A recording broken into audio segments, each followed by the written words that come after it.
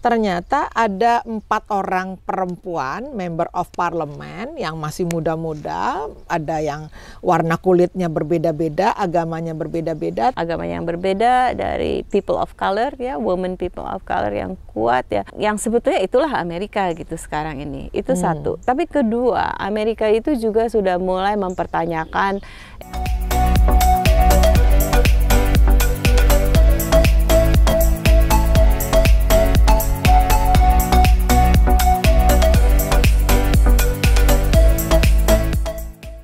Ceritakan sedikit dong tentang backgroundnya sebagai Padusi Minang. Aduh, sebagai Padusi Minang. Jadi Mama itu dia dari Bonjol, dan ayah dari Melayu Delhi. Kami masih ada keluarga di Bonjol, masih ada rumah nenek di Bonjol. Tapi keluarga Mama yang menempati di Bonjol, sempat kami beberapa kali ke sana melihat. Jadi garis ininya ya, garis keturunannya.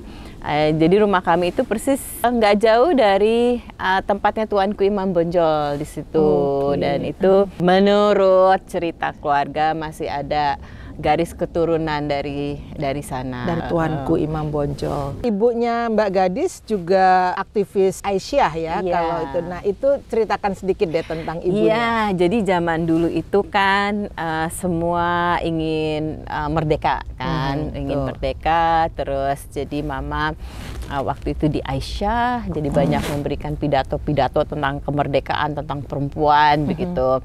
Dan ayah waktu itu dia di Medan, ya, lalu terus kemudian dia bekerja untuk surat kabar lokal, meliput untuk pidato-pidato begitu. Lalu Mama di podium jatuh cinta pula gitu kan. Jadi 2 aktivis intelektual pada masanya. Mbak Gadis, Mbak Gadis ini sebagai filsuf, jadi sebagai perempuan dengan ilmu filsafat. Itu kan jarang sekali ya, filsuf perempuan. Dan tesis Mbak Gadis juga tentang disertasi S3-nya tentang apa? Itu disertasinya tentang filsafat feminis. Jadi pada waktu itu kan belum banyak yang paham bahwa filsafat itu juga sangat banyak kontribusinya dari para feminis gitu. Jadi pada waktu itu membahas misalnya ilmu pengetahuan dari perspektif feminis itu bagaimana, etika feminis itu bagaimana di dalam ranah ilmu filsafat ya. Lalu filsafat politik feminisnya itu di mana gitu kan. Jadi pada waktu itu ya cukup lama mengerjakannya, tapi ya ternyata berguna buat mahasiswa-mahasiswa sekarang ini ya, karena mereka kemudian jadi terbuka, oh ternyata feminisme itu juga masuk di dalam percakapan filsafat, bahkan sangat berkontribusi gitu. Ya. Jadi ingat sahabat Adriana bahwa pengalaman perempuan itu adalah bagian dari perkembangan hidup perempuan itu sendiri. Dalam kebijakan-kebijakan kita harus juga memperhatikan atau memperhitungkan pengalaman perempuan. Jadi misalnya kalau kita lihat dalam kasus pandemi sekarang ya, dan kalau kita lihat misalnya pemimpin-pemimpin perempuan ya, apakah itu dari New Zealand, Selandia Baru, apakah itu dari Denmark, apakah itu dari Jerman, Taiwan. Itu cara mereka membuat kebijakan sangat berbeda dengan pemimpin-pemimpin laki-laki yang sangat maskulin ya dalam berpikirnya ya. Jadi kita melihat kok pandemi dalam kepemimpinan perempuan itu kok berhasil gitu. Nah itu karena mereka cara berpikirnya memang selalu holistik. Cara berpikirnya adalah bagaimana semuanya itu bisa dirangkul dan bisa keluar dari musibah ini. Betul sekali, kita lihat dari negara-negara yang dipimpin oleh perempuan itu mereka berhasil mengontrol angka pandemi sedini mungkin, gitu ya. Mbak Gadis, ini sekarang Mbak Gadis sebagaimana orang Minang lainnya udah merantau sampai ke Washington DC. Sejak kapan pindah ke Washington DC dan sekarang apa yang dikerjakan di sini? Ya, jadi sebetulnya kami sekeluarga kesininya itu tahun 2007 ya, Januari. karena mengingat ayahnya suami saya, Rick, waktu itu sakit.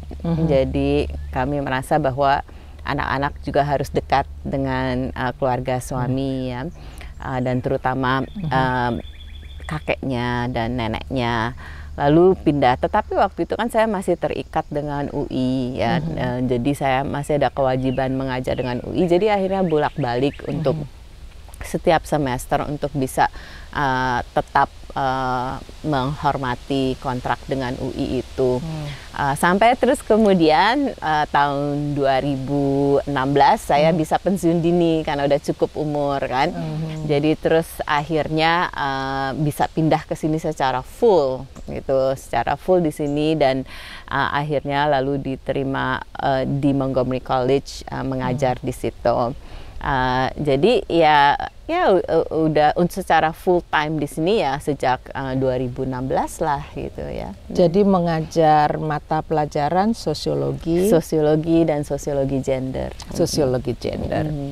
Nah, Mbak Gadis, sekarang ini kan Mbak Gadis di Amerika itu yang lagi seru-serunya sekarang tentang Asian hate, kebencian terhadap orang Asia, di mana banyak sekali orang-orang Asia yang juga dibunuh ya. Nah, cuman Mbak Gadis, yang saya dengar gitu ya, Asian hate ini lebih menyasar perempuan-perempuan Asia. Tapi kalau orang-orang yang kulit hitam itu, atau yang di sini disebut African American, tapi lebih menyasar laki-lakinya. Apakah memang ada perbedaan seperti itu, dan kenapa perbedaan itu terjadi? Sebetulnya kalau dari AAPI sih datanya mengatakan ya menyasar kepada perempuan dan laki-laki yang berumur, ya, yang berumur. Ya, nah itu mengapa kok yang berumur di ini ya, yang disasar, yang dijadikan target. Tapi itu sebetulnya ada teori yang sering dibicarakan, itu scapegoat theory. Jadi sebetulnya di dalam saat masyarakat atau situasi sosial dalam krisis gitu ya, dalam kepanikan, mereka selalu mencari kambing hitam, scapegoat gitu. Jadi misalnya kalau terjadi, bukan hanya sekarang ini Asian hate itu terjadi, juga di San Francisco pada tahun 1920-an juga terjadi kebencian terhadap mereka. Jadi ketika ada krisis ekonomi, ketika ada krisis sosial, mereka selalu yang dominan ya, yang dominan adalah kulit putih ya, mencari pelampiasan terhadap kelompok lain gitu. Jadi kalau misalnya ada krisis ekonomi, dianggap misalnya kelompok dari Asia, karena yang Asia kan yang Asian American ini yang rata-rata sangat sukses, sangat berhasil ya. Jadi dianggap bahwa mereka mengambil pekerjaan penduduk di sini, gitu kan. Jadi mereka yang dijadikan target, dan tidak membantu diskursus pemimpin itu sangat mempengaruhi gitu. Dan ketika kali lalu pemimpin yang lalu itu kan selalu memberikan retorika kebencian gitu terhadap kelompok Asia, karena dianggap bahwa virus itu datang dari Asia gitu ya, atau specifically dari Cina gitu.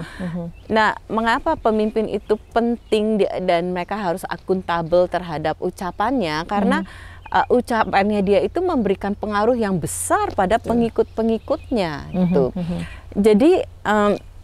Jadi itu juga sebabnya mengapa pemimpin yang lalu ini sebelum Biden ini memang banyak dipersoalkan ya, dan bahkan mau dipidanakan gitu, karena ucapannya itu ternyata sangat memberikan pengaruh.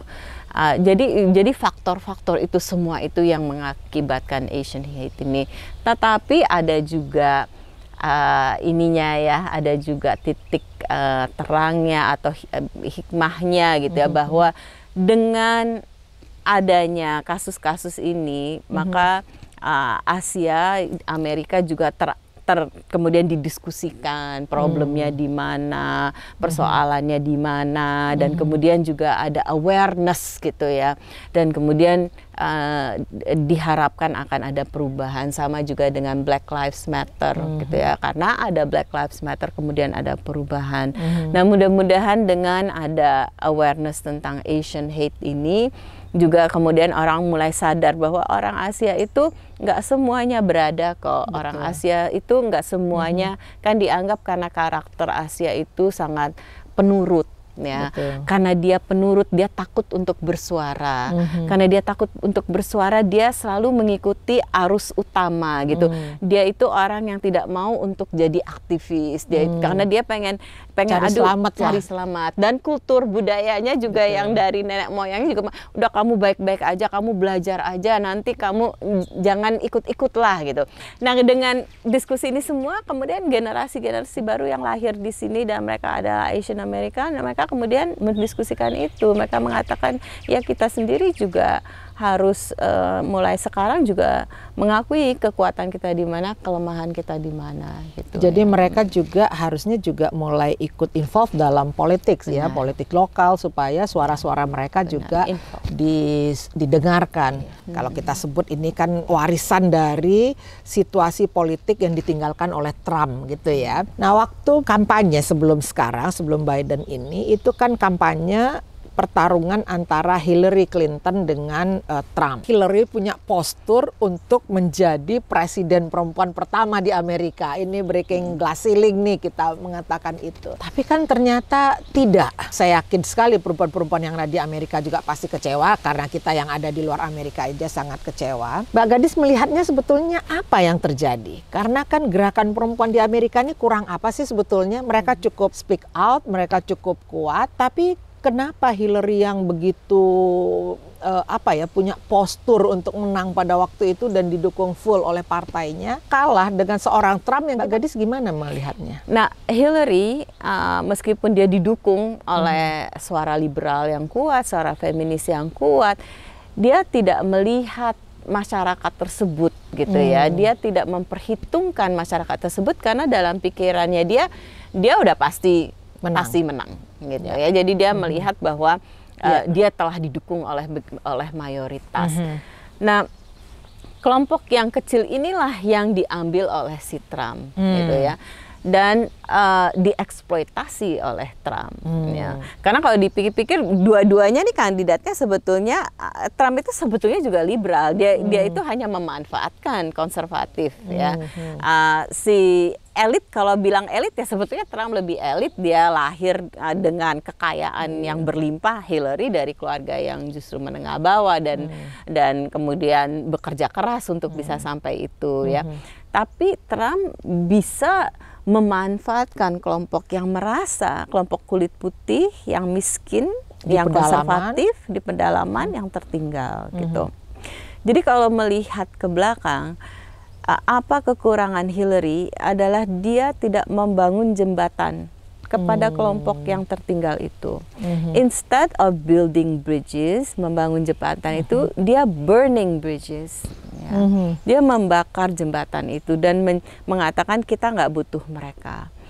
Itu kesalahan besar dia. Dia mengatakan bahwa orang-orang tersebut adalah deplorable, orang-orang yang nggak layak gitu ya. Sama dengan mungkin dikotomi cebong dan kadrun yang ada di Indonesia. Membuat polarisasi, meniadakan, mengisolasi yang lainnya. Gitu. Kesalahan itu kesalahan yang dibayar oleh kaum liberal dengan besar, gitu, dengan kekalahan Hillary. Nah, karena itu waktu Biden lari dan Kamala Harris juga mulai berkampanye, mereka reach out dengan kelompok ini. Bagaimana reach out dengan mereka, inklusi ya, memasukkan mereka di dalam wacana politik ini.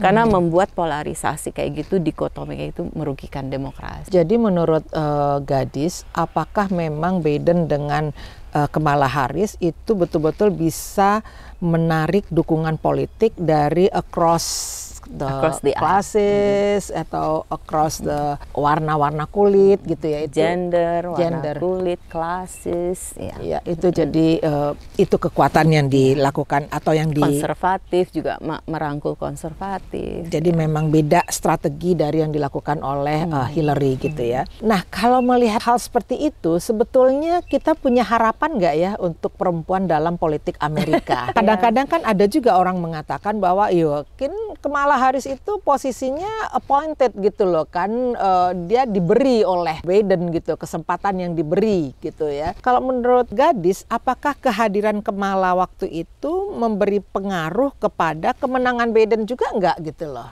Ya, jadi sejak kemudian Hillary kalah, bagusnya adalah Hillary kemudian membangun politik perempuan gitu ya.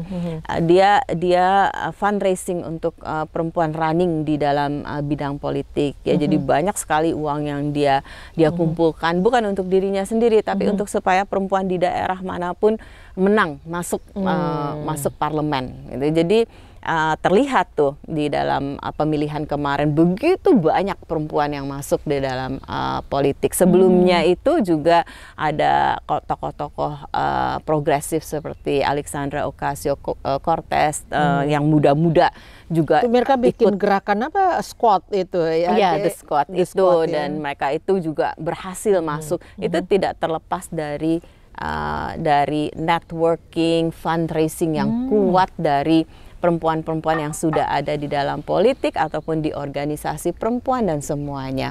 Mereka ingin memastikan bukan hanya tokoh yang menang, tetapi juga perempuan menang di parlemen sehingga isu-isunya juga bisa diperjuangkan ya. Nah, dengan Kamala Harris tentunya sangat bagi perempuan Amerika itu sangat inspiratif ya, bahwa itu kan groundbreaking sekali ya untuk bisa jadi wakil presiden. Ada yang mengatakan ya karena Biden, tapi menurut saya Biden juga membutuhkan dia bisa membangun jembatan kepada kelompok konservatif, tapi kan juga dia nggak mau kehilangan kelompok people of color ini kan, dan women ya. Jadi dia melihat di sosok Kamala Harris ini yang bisa memenangkan vote dari people of color dan women gitu. Dan di Kamala Harris ini ada black, dia kan ada ayahnya black, tapi ibunya Asian, kan South Asian, India tepatnya. Jadi Amerika yang begini multikultural dan imigran dari mana-mana, Biden merasa ya harapan dia ya ada di Kamala Harris juga. Sementara dia berusaha mendekati yang konservatif dan kulit putih yang merasa tertinggal. Jadi makanya dahsyat ininya mereka ya, persatuan itu dan juga kemudian mereka mengatakan inilah Amerika gitu. Amerika adalah wajah yang plural dalam sesungguhnya ya. Nah, Mbak Gadis sendiri melihat nggak sebetulnya ada potensi atau ada opportunity nggak sih bagi Kamala Harris to become the first women president in America? Aduh, pasti semua berharap begitu kan ya, pasti semuanya berharap begitu dan semua bekerja untuk itu.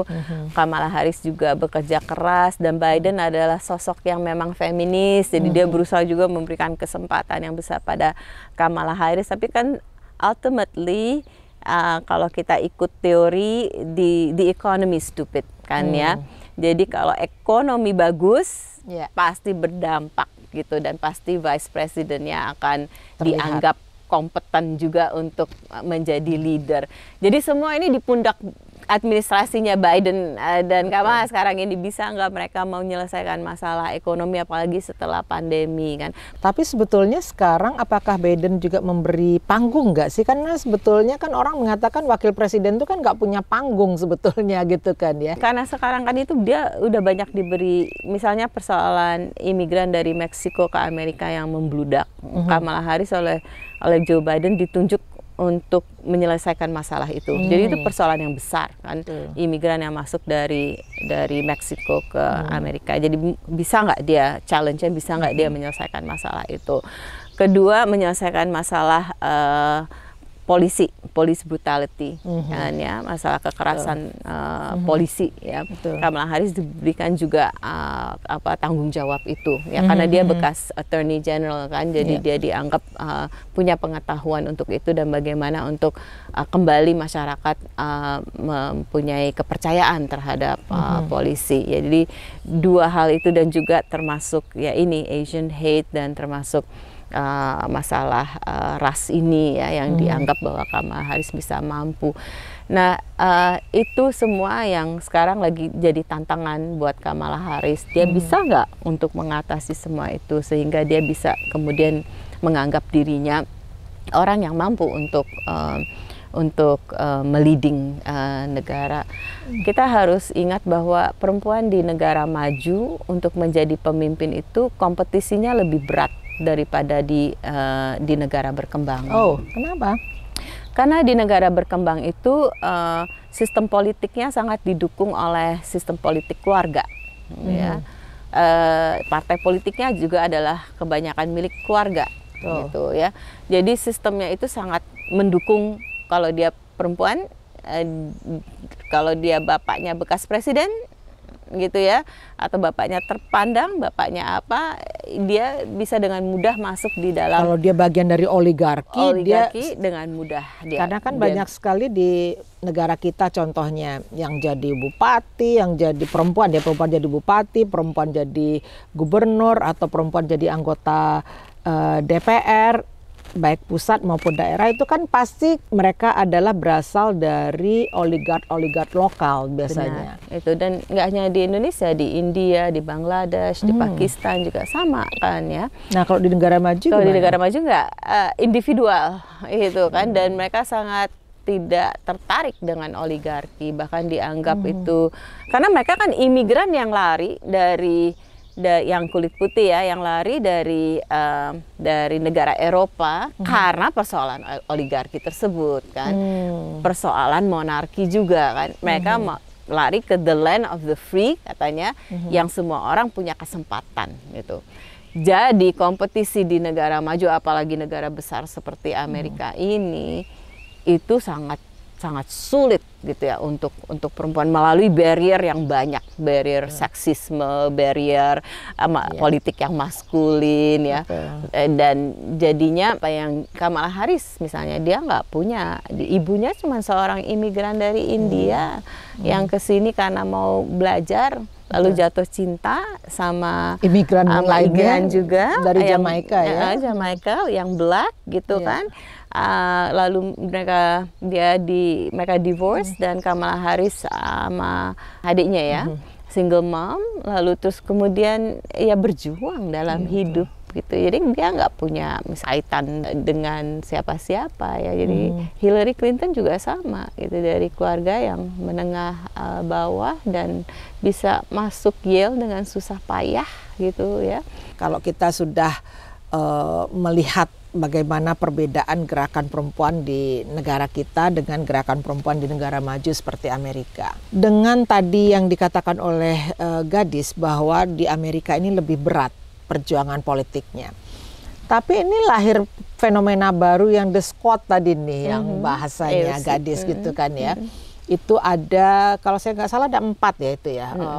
Perempuan-perempuan muda yang berhasil masuk menjadi member of parliament, tapi mereka bisa, it brings influence karena mereka vokal dan juga mereka bervariasi juga, colornya beda, agamanya juga, ada yang Muslim juga ya. Kalau Muslim, Ilham Omar ya itu Muslim. berhijab gitu ya. Kalau menurut Gadis ini sebetulnya fenomena apa yang sedang terjadi di Amerika? Fenomena bahwa Amerika di abad 21 ya seperti the squad itu ya. Mereka adalah agama yang berbeda dari people of color ya, women people of color yang kuat ya, yang sebetulnya itulah Amerika gitu sekarang ini. Itu satu. Tapi kedua, Amerika itu juga sudah mulai mempertanyakan ekonomi kapitalis yang hanya memajukan sekelompok orang, tidak semua orang. The Squad ini mereka adalah kelompok yang sangat yang disebut progresif gitu, yang menginginkan kesehatan universal, yang menginginkan pendidikan untuk semua, ya, yang punya agenda-agenda sosialis gitu ya dalam politiknya. Dan mereka adalah orang-orang muda. Orang-orang muda merasa bahwa generasi boomer itu adalah generasi yang beda dengan mereka. Gitu. Generasi sekarang itu punya banyak hambatan, terutama hambatan untuk cari kerja, hambatan untuk berkembang gitu ya. Untuk sekolah, access to education. Akses edukasi dan mahal sekali gitu untuk mereka. Jadi mereka merasa bahwa ekonomi kapitalis itu tidak untuk semua. Gitu. Jadi mereka membutuhkan cara berpikir, ideologi dan sistem ekonomi yang inklusif gitu ya kepada anak. Dan mereka The Squad ini merepresentasi itu gitu kan. Dan sangat populer mereka. Mahasiswa-mahasiswa saya juga sangat mengidolakan mereka gitu kan. Anak saya juga termasuk anak-anak saya Bernie Sanders banget gitu kan. Karena mereka merasa bahwa kita ini hidup untuk semua masyarakat harusnya menikmati inklusif gitu kan. Mereka adalah generasi yang lebih progresif dari kita.